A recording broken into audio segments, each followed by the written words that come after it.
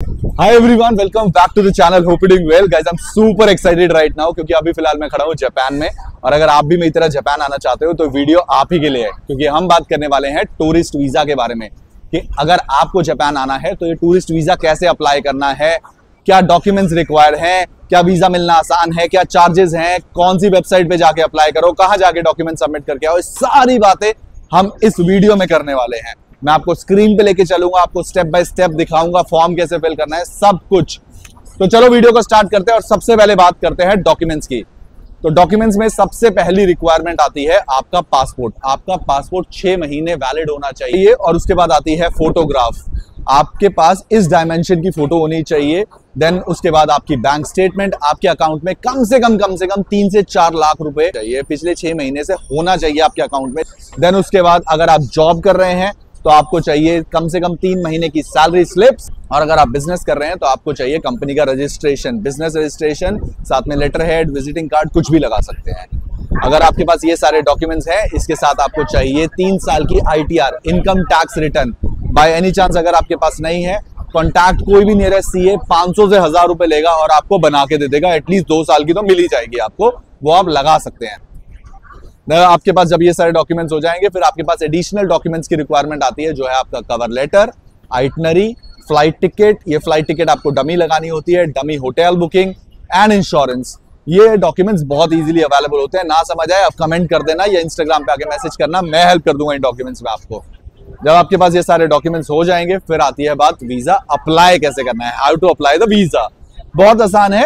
ये देखो, मैं आपको स्क्रीन पे लेके चलूंगा और आपको स्टेप बाय स्टेप दिखाता हूं कि कैसे आप इसको अप्लाई कर सकते हैं। लेकिन उससे पहले बता दूं, ये वीजा सिर्फ 500 रुपए का है। VFS में जाके अप्लाई करना होता है, 10 से 15 दिन में वीजा आ जाता है। और आज की डेट में वीजा मिलना बहुत आसान है, जो मैंने आपको सारे डॉक्यूमेंट्स बताया, अगर आपके पास ये सारे डॉक्यूमेंट्स हैं तो। अब चलो आपको स्क्रीन पे लेके चलता हूं और बताता हूं इस वीजा को अप्लाई कैसे करना है, कैसे ये प्रोसेस करना है, पूरा स्टेप। ऑलराइट, तो सबसे पहले हम एक वेब ब्राउजर ओपन करेंगे जहां पे हम लिखेंगे VFS जापान। अब ये देखिए, सबसे पहली वेबसाइट vfsglobal.com INDJPN जापान की दिखा रहा है। यहाँ पे नीचे बुक एन अपॉइंटमेंट का भी ऑप्शन आ रहा है। जी हाँ, सबसे पहले हमें अपॉइंटमेंट बुक करनी पड़ेगी। अब अपॉइंटमेंट बुक के लिए जैसे ही आप बुक एन अपॉइंटमेंट पे क्लिक करेंगे, आप नेक्स्ट पेज पे डायरेक्ट हो जाएंगे, जहां पे ये देखिए फर्स्ट लाइन पे ही आपको दिखा रहा है बुक एन अपॉइंटमेंट। आप इस पे क्लिक करिए और आपका ये साइन इन पेज ओपन हो जाएगा। अब नीचे देखिए, I don't have an account का ऑप्शन दिखा रहा है यहाँ पे। आप जैसे ही इसको क्लिक करेंगे, आपके पास अकाउंट क्रिएट का ऑप्शन आ जाएगा। आपको सबसे पहले एक अकाउंट क्रिएट करना होगा इस अपॉइंटमेंट को बुक करने के लिए। और अकाउंट क्रिएट करना तो बहुत आसान है। सबसे पहले आपको अपना ईमेल एड्रेस मेंशन करना है, जो भी आपके पास ईमेल है। फिर एक पासवर्ड सेट करना है, उसको पासवर्ड को कंफर्म, वही पासवर्ड दोबारा डालना है यहाँ पे। उसके बाद मोबाइल नंबर अपना मेंशन करना है और नीचे बस ये टिक टिक टिक करना है और उसके बाद रजिस्टर पे क्लिक कर दीजिए। रजिस्टर क्लिक करते ही आपका हो गया अकाउंट क्रिएट और यहाँ पे साइन इन का ऑप्शन आ गया। यहाँ पे अपना ईमेल एड्रेस और अपना पासवर्ड जो भी आपने क्रिएट किया उसको लिखकर सबमिट दबा दीजिए। अब इसके बाद आप इस पेज पे आ जाएंगे। यहाँ पे आपको स्टार्ट न्यू बुकिंग पे क्लिक करना है अपॉइंटमेंट बुक करने के लिए। मैं आपको पहले बता दूं, अपॉइंटमेंट्स अवेलेबल नहीं है, बट मैं आपको दिखा रहा हूँ जस्ट इन केस आगे फ्यूचर में होती हैं तो आप कैसे कर सकते हैं। सबसे पहले आपने VFS ऑफिस पिक करना है, जो भी आपके नियरेस्ट है। फिर कौन सा वीज़ा चाहिए, शॉर्ट टर्म वीज़ा चाहिए, हमने वो पिक कर लिया। देन उसके बाद किस कैटेगरी का वीज़ा, टूरिस्ट, पिक किया। अब ये देखिए नीचे दिखा रहा है we are sorry but no appointment slots are available currently. तो कोई बात नहीं, हम कोई और चेक कर लेते हैं, क्या पता किसी और VFS के ऑफिस में अवेलेबल हो। Let's pick Delhi this time. अभी हमने गुड़गांव पिक किया था। VFS application centre new Delhi pick करते हैं। ओके, अवेलेबल यहाँ पे भी नहीं है, मैं ऑलरेडी चेक कर चुका हूँ। Short term, okay. तो इसमें अगर यहाँ नहीं होता तो उसके बाद हमारे पास दूसरा ऑप्शन होता है, वॉक इन जाके सबमिट करके आ सकते हैं, लेकिन उसके लिए आपको एक एप्लीकेशन फॉर्म फिल करना होता है। देखिए यहाँ पे भी अवेलेबल नहीं है। अब वो फॉर्म कैसे फिल करना होता है मैं आपको वो सीधा दिखाता हूँ। अब अगेन हमें गूगल पे आना है और यहाँ पे हमें लिखना है जापान वीज़ा फॉर्म। अब क्विकली लिखते हैं Japan visa form, here it is. Okay, तो सबसे पहली जो वेबसाइट दिखा रहा है www.mofa.go.jp, इसमें आप क्लिक करेंगे तो आपके सामने ये देखिए जापान वीज़ा का एप्लीकेशन फॉर्म ओपन हो गया है। बहुत छोटा सा 2 पेज का फॉर्म है जो हमें फिल करना है और बहुत बेसिक डिटेल्स हैं जो सारी आपको ऑलमोस्ट पासपोर्ट पे मिल जाएंगी। सबसे पहले आप ऊपर देखिए, आपको एक फ़ोटो पेस्ट करनी है 45 बाय 35 mm की, और इसके बाद सबसे पहले आता है आपका सरनेम। तो सबसे पहले अपना सरनेम मेंशन करिए जो आपका लास्ट नेम होता है एज़ पर पासपोर्ट।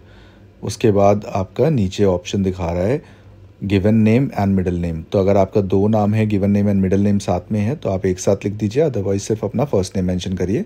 देन उसके बाद आता है डेट ऑफ बर्थ, यहाँ पे अपना डेट ऑफ बर्थ मेंशन करिए। देन उसके बाद आता है प्लेस ऑफ बर्थ, फिर यहाँ पे अपना प्लेस ऑफ बर्थ मेंशन करिए।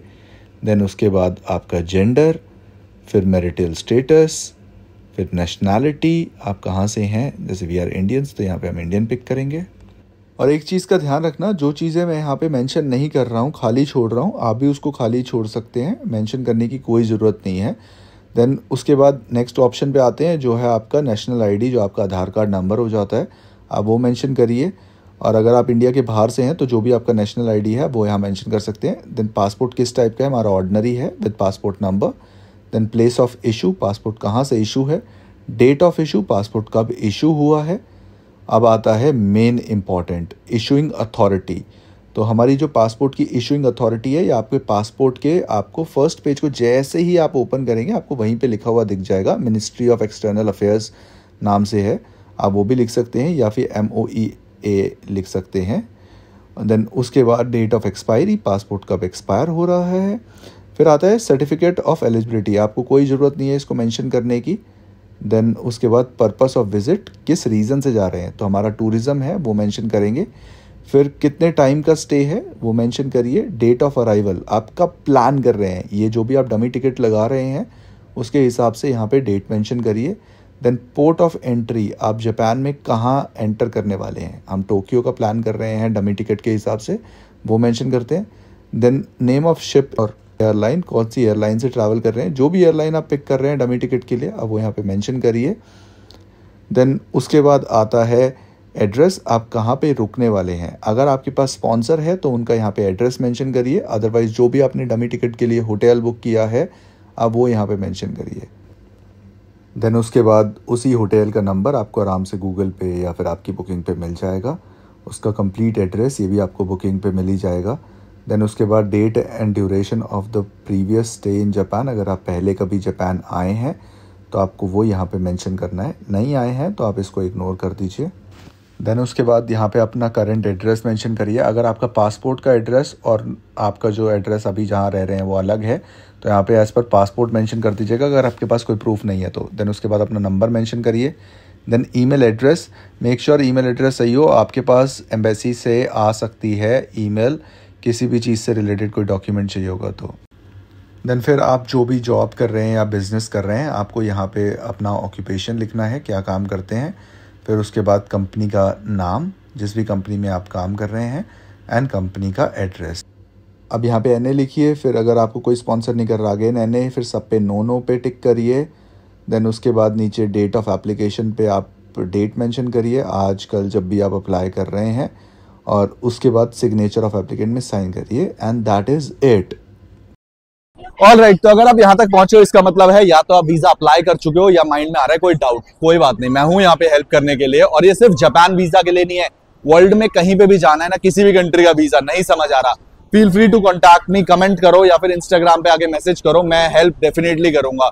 फिर चाहे वो वीजा हो, चाहे फ्लाइट टिकट्स हो कि सस्ती कैसे बुक करनी है, होटल कहाँ से बुक करे, कहाँ स्टे करे, cover letter, itinerary, dummy flight tickets, dummy hotel booking, insurance, कुछ भी हो, सस्ता फ्री कैसे मिलता है, सब हेल्प करूंगा मैं। बस आपको कमेंट करना है या फिर इंस्टाग्राम पे आके मैसेज करना है।